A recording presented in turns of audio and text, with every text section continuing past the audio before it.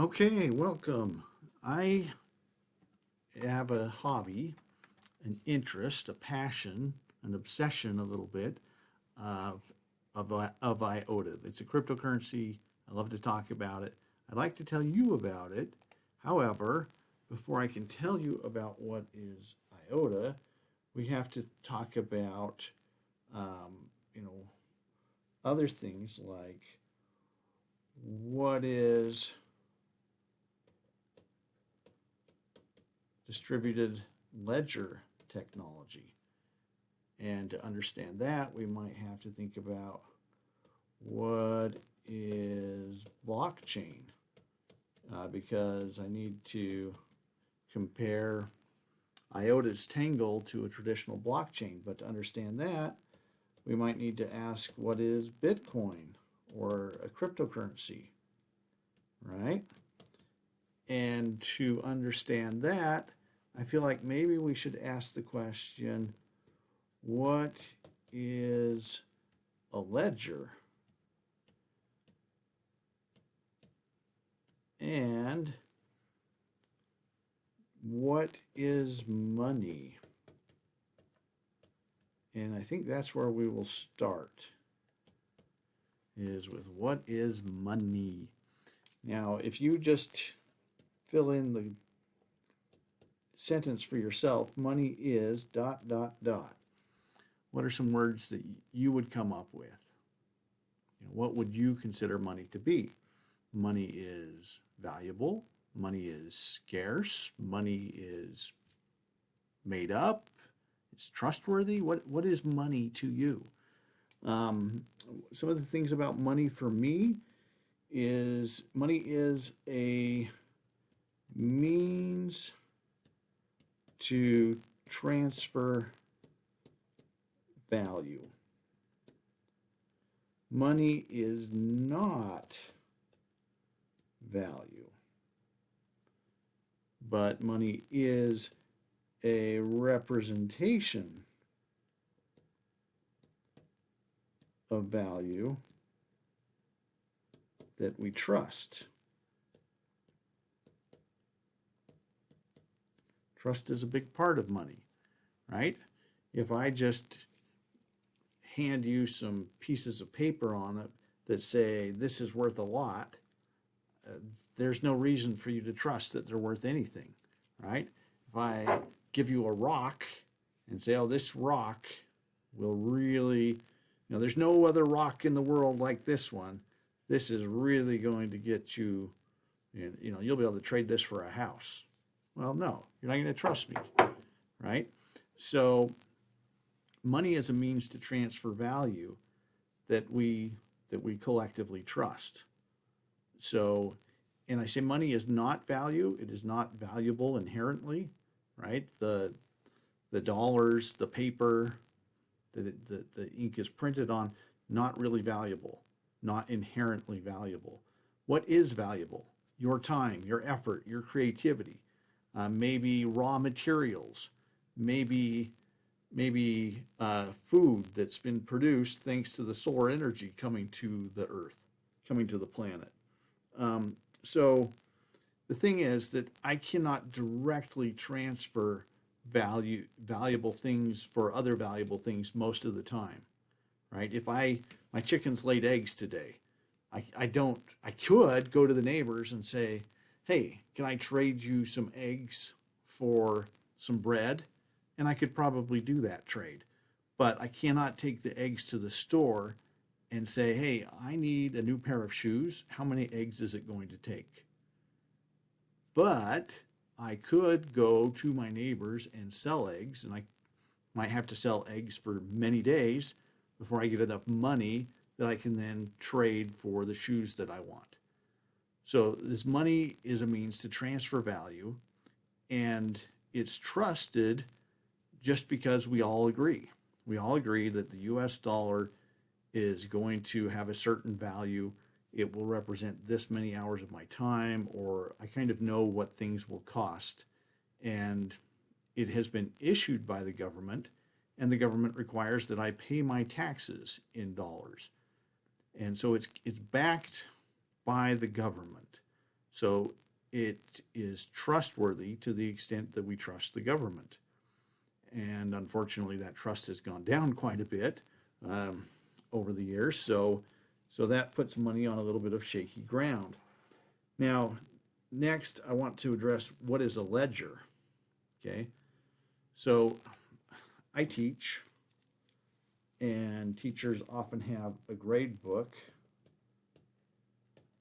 And a grade book is an example of a ledger. And so, for student Sam,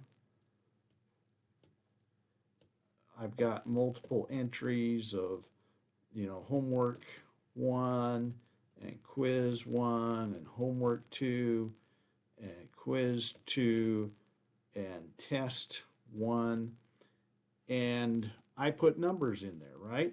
Maybe 7, maybe 15, maybe 20, maybe 18, maybe 87. Okay, so here are these numbers, and I can set it up to give a total as well, which is interesting, right? I'm counting all of these points as equal somehow. But this isn't about grading. That's a whole other soapbox. But my grade book is a ledger. It keeps track of things. Now, some of these may be updated automatically, right? The test might be graded by the computer. Others, I might have to go in and manually update it. Now, it might be that she comes to me about homework 7 or homework 1 and say, you know what, I see it's only 7 points, but here's how this question was written, and I think it was poorly written, and here's how I interpreted it, and blah, blah, blah. And I'm like, you know what, you're right. I'm going to change that to a 9. Whoa, why did I have the authority to change that to a 9? Because I'm given that permission, right? I'm the one that made the ledger. I'm the one that has the power to change the ledger. Your bank account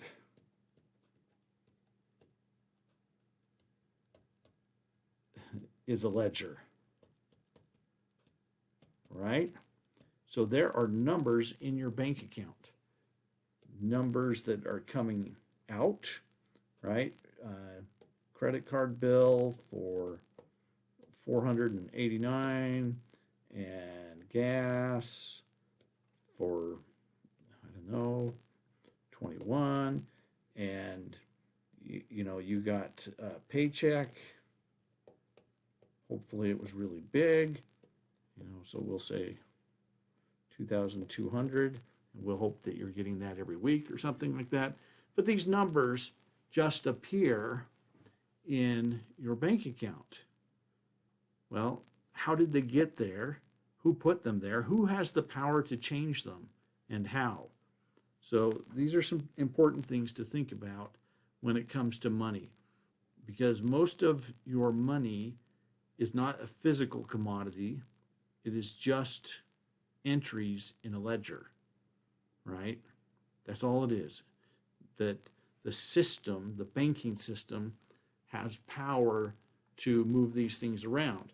So I send, birthday money to my daughter, and I'm feeling generous. So, $50. Well, I should put minus signs for the minuses. And anyway, there's a ledger, an accounting, and the bank is the one that can change these numbers. I can go to the bank and trade these magical numbers for cash, or I can just use a card that helps with the accounting, right? There's a whole process set up for this digital accounting. So next, let's just briefly discuss a blockchain and Bitcoin. So Bitcoin was the first successful blockchain. And basically, this blockchain solved an unsolvable problem. It's a problem of how can you trust a ledger without trusting anybody? And, you know, how can it be permissionless and open? And how can you, you know, you don't trust the network necessarily. You don't trust any middlemen. You don't trust anybody, and yet you can trust Bitcoin. How is that? You can trust the ledger? Oh boy, that's tricky, right? That's a dilemma. And you can find lots of lectures on how Bitcoin solved this, but I'm just going to briefly say how it works. And I'm going to skip the mining part for just a second, okay? Let's just skip the mining part for a second. A block is like a train car that can fit so many transactions in there. So it's like a train car that has so many seats in it, right? And you can fill it up, or it can leave half full. And so I'm filling up these seats, and I've got 10 minutes basically to put as many in as I can. Oh, now away it goes. It's done. So in Bitcoin, a block is basically 10 minutes worth of transactions. Okay, so that's done. Now I get another block. And suddenly there are a lot of people outside that want to get on this train. A lot of transactions that want to happen. And so, you know, we fill it up, and I'm just going to draw lines of full seats here. All the transactions that fit are in there. Well, and a whole bunch got left behind. Who got left behind? The ones that didn't pay as much. Basically, we let the people on who were willing to pay more. So there's a fee for getting on. And when there's very little activity on the network, that fee can be very low, because the train's going to leave whether there's anybody on it or not. So you can say, hey, can I get on? I've got 50 cents. Sure, get on, because there's room. But when there's a lot of network activity, then it's a question of, can I get on? I got 50 cents. And somebody else says, no, I've got $1. And somebody else, I've got $2. Well, I'm going to pay $40, so get me on right away. And so those transactions will get on. The others, it doesn't mean they're not going to go through, but they're going to have to wait for another block or another block, or they're going to have to be willing to pay more fees. But they kind of already said, hey, I'm only going to pay $1. So it may take hours, maybe even days, before those transactions get on there. Now, for each block of transactions, there's some processing that needs to happen. Basically, just like your bank, you have to verify this account says it's going to pay this other account. This account, I'm verifying that it has these funds, because I can look back and see, yes, these funds were there. Therefore, I'm taking this much and I'm paying it to this other account. And to do that verification, they look back in time at past transactions. So if this, you know, Alice to Bob, Alice is going to transfer 0.031 Bitcoins to Bob. Well, we need to know that Alice has that. And so her, we don't have her name, her account, we have to look back and verify that, yes, okay, she has that, you know, her account has that money. And this is a chain of every transaction that has ever happened. And we'll look back as far as we need to in that chain to find her account and to see what the balance is. And then we'll make a transfer to Bob. And we'll update his ledger as well. With, we'll add that to it. So this is the basics of how blockchain works. You just keep adding on, adding on, adding on, adding on. Now, over time, the database gets larger and larger and larger. But every node, every Bitcoin node around the world verifies all the transactions. And so they're verifying it, and they're all agreeing, yes, this is good. And that's where the trust comes from, is just how it's set up mathematically, that you can't cheat, because even if you're running your own node and you're Alice and you say, well, Alice plus 500, and you just pretend to put them in there out of nowhere, well, the other nodes around the world are like, no, Alice doesn't have 500 Bitcoins. Sorry, that transaction is no good. And so that's how there's trust in the system, is because there are so many nodes, and a bad person would have to overcome, or they would have to have enough processing power to own basically more than 50% of the network, and then they could try to have all of their nodes vote, that Alice has 500 Bitcoins out of nowhere. So they could potentially overwhelm, but nobody's ever been able to do that. Nobody's ever been able to do that. And Bitcoin just gets more and more and more and more expensive. So it would be ridiculously expensive to try to take over half of the nodes. It just really isn't feasible. So that's cool. That solved a big problem. And there's enough trust in it that more people want it. And as more people want it, it becomes more expensive because it's scarce. So let's do another one on why Bitcoin is scarce. Basically,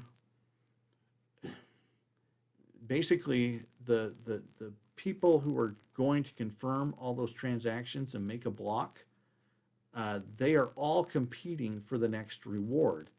If they're the one that wins, they win the reward, then they make the block, and then the competition starts again. So this isn't a perfect analogy, but let's imagine that I have a box and I fill it full of keys, okay? And these are not going to look like keys, but the whole box, okay? It's just full of keys. Okay, that's what all those are representing. Keys, okay? And your job is to fish through the box and find the key that opens the lock. Okay? And so you got to test them all. And it's not just you, it's you and the other people who are trying to compete for this. So it's a big box, and you're all going through, and whoever can unlock the lock first, ta-da, they're the winner. Now, when Bitcoin started out, every 10 minutes, somebody won 100 Bitcoins. Woohoo! They were worthless. Absolutely worthless, because people didn't care enough about this. And after a while, it went down to 50 Bitcoins every 10 minutes. And then a good while longer, 25. And then a good while longer, 12 and a half. And then 6.25. That's where we are right now. And it will continue to go half and half and half. So the next halving will take it down to 3.125 Bitcoins per 10 minutes generated. Now, 6 Bitcoins at $60,000, that's $360,000 that you could get for 10 minutes of work.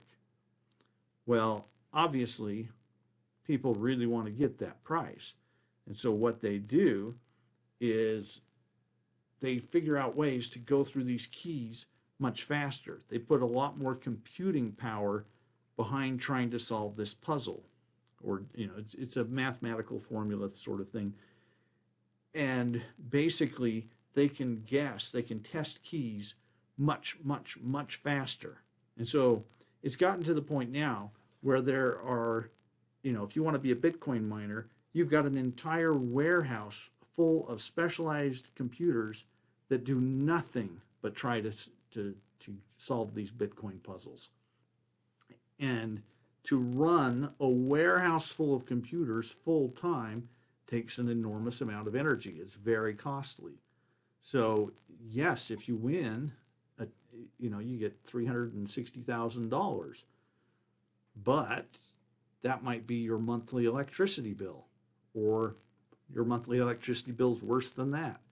Right now, Bitcoin uses more energy than many countries, and basically, the more valuable Bitcoin becomes, the more it's worth buying more machines and using more electricity to try to get that reward, right? That's a big reward, a potential $360,000 every 10 minutes. Wow. So somebody with millions and millions of dollars will say, hey, I'm going into Bitcoin mining. And they buy all the newest, best equipment, and they put tons of money at it. And maybe they start winning every time. Like they're solving the puzzle in 8 minutes instead of 10. Okay, they're winning for a while. Bitcoin self-adjusts to make it harder. Instead of the box being that big, now the box is this big, and it's full of keys. Keys isn't the right word, but the puzzle gets harder. The harder you work at it, the better you get at it, the harder the puzzle gets. And there's no limit to how hard it can get. Right now, in 1 second, all of these machines running the Bitcoin network, they are guessing at just, I should probably look up the numbers. It is ridiculous. Way more than there are atoms in the universe. They're just cruising through, taking guesses at everything. Okay, so that's Bitcoin mining. Also, they can get the reward, and then the other reward, remember, that they get is they get to decide who gets on the train. So they also collect the fees from all the transactions in that 10-minute period. And if the fees are a lot, then that can be quite a reward as well. Okay, now finally to IOTA and how it's different. And it's different in a lot of ways, but I'm keeping it real simple here. And here's my transaction, okay? Alice to Bob wants to get Bob, I don't know, 300 mega IOTA. You buy IOTAs by the million. Currently, it's like $1.35 for 1,000,000 of them. And so that's what a myota is. And so she wants to send 300 of them to Bob. So I don't know, $500 or something. So here's her transaction. There is no block to get in, okay? No block, no chain of blocks, okay? No. Instead, there is a tangle of transactions.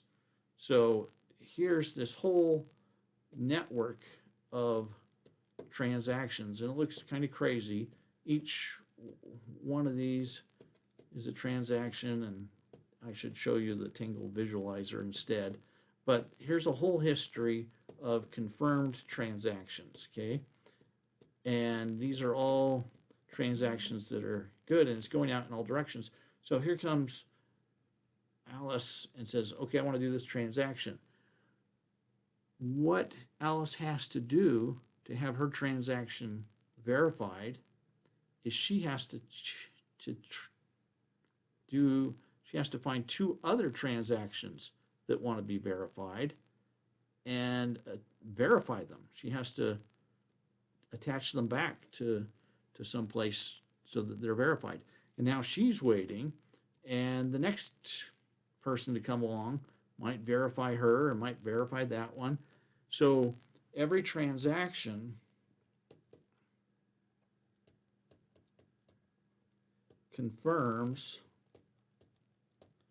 two other transactions.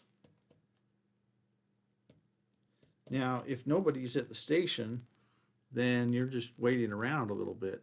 But the busier it gets, the more congested it gets with transactions, the faster this can go, because everybody can verify each other's transactions. Bottom line for IOTA is a big fat zero, in the sense of zero fees, no mining, no fees, no mining. So all the IOTAs that will ever exist are already out there. It's about as scarce as Bitcoin, and they just put them all out right at once. So you can get some if you want. And anyway, with zero fees, you have other options. Here's Clark, who says, I've got a transaction, but all I want to do is send a little bit of data. I want to send data only to Phil. Okay, well, that's fine. As long as Clark does a little bit of work and finds two other transactions to confirm, then somebody's going to come and confirm Clark. You know, his transaction will go through. So with zero fees and no mining, you can send zero value transactions. You can just send data. It doesn't have to be Clark. It can be a machine. It can be, you know, your toaster sends data that, you know, it just toasted at level 4 or whatever. Now, that might not be of any meaning to you, but it could be of meaning to the toaster manufacturer. There could be a couple sensors in the toaster. The toaster might report, you know, 1,700 times I've toasted, and now I've broke, and here's what broke. You know, that data could be of real interest to the toaster manufacturer. If it's in a factory and, you know, this machine is doing one job and here's another machine doing another job and another machine doing another job, machine number 3 might say, oh, I'm running low on parts. Machine number 1, can you make some more for me? And by the way, here's some money to do so.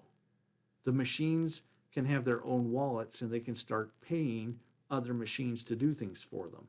So we're looking at a machine to machine economy that can be developed. This is just the start. There are so many more cool things that will be reality, be made reality thanks to IOTA. One of the things that's going to be cool is that you'll have more trust in the world, because you'll be able to verify where data comes from, the source of things. You'll be able to verify the source of your clothing if you want, verify the source of a story, verify the source of an image. So in that sense, the world's going to become more trustworthy. You'll also be able to prove things about yourself, you know, prove your identity, or that you have certain verifications, you know, that you can drive, for instance. And yeah, well, cool, everybody has a driver's license. Well, but now this kind of driver's license, I can protect my data. It is encrypted, and I can verify to somebody that, yes, I have this license, yes, I'm over 21, but they don't have to ever see any details about me. So at the bar, you could verify that you're over 21, but they don't necessarily have to see your name. Maybe they see your face and they can verify that way, but you could keep from them your actual age or where you live or things like that. Anyway, I shouldn't even start into use cases because there are way too many. Let me just end by saying that it is a new dawn for IOTA. IOTA has been working really hard to realize their dream of a feeless distributed ledger. Feeless, open, permissionless. And they thought they had it early on, right? They had a ledger that was working and doing things the way it should, but it was kind of slow and difficult. Anyway, if you look at the price of IOTA over time, it did this in 2017, but that was just hype of everything cryptocurrency, and the whole cryptocurrency market crashed, and it's just been sitting here not doing much, and people say, oh, that project's dead, it's no good. No, this has been a time of building, finding solutions, verifying that things are secure and that they work. And they've made mistakes along the way, and they've had to change a lot. And so here we are, March 13th. We are about T-minus 2 weeks, 2 to 3 weeks before Chrysalis. And you can look it up, but this is a major upgrade to the network. And it's not the full vision of IOTA. It doesn't have everything implemented that they want to do. And it is not yet completely decentralized. That's not going to come till the end of the year. But basically, from April through December will be a time for, IOTA will shine. IOTA will shine. And that's really going to just be the beginning. Basically, in December, I think they'll pull it off. They will be able to show that their vision is completely possible. But starting in April, companies are going to be able to use IOTA. It's going to function for many of their use cases that they've been anxious to do, but IOTA wasn't ready for them. And it will be fast, it will be scalable, it will be ready for industry. So those are among the reasons why I love IOTA. It gets much crazier than that, but I just needed to tell somebody I just needed to get it off my chest a little bit. My family's sick of me talking about it, even though they're happy with the fact that we've invested in IOTA. Oh, I guess I should. People are like, well, how do I get some? Well, it's not easy. It will be easier soon, and the easier it gets, the more people will have it, the more the price will go up. So Binance.us is the easiest place to get it right now in the US, in my opinion. And it still takes a while to set up an account, to link your bank account to it potentially. Or, I think you can do a credit card as well. But it's going to take a while, maybe a few days, to get your account verified and get linked to a bank account so that you can put in US dollars and get out IOTA. And you might keep it on the exchange for now if you plan. It depends on how long you hold it. You want to hold it and everything. But let's say that you just want to see how good it does for a year.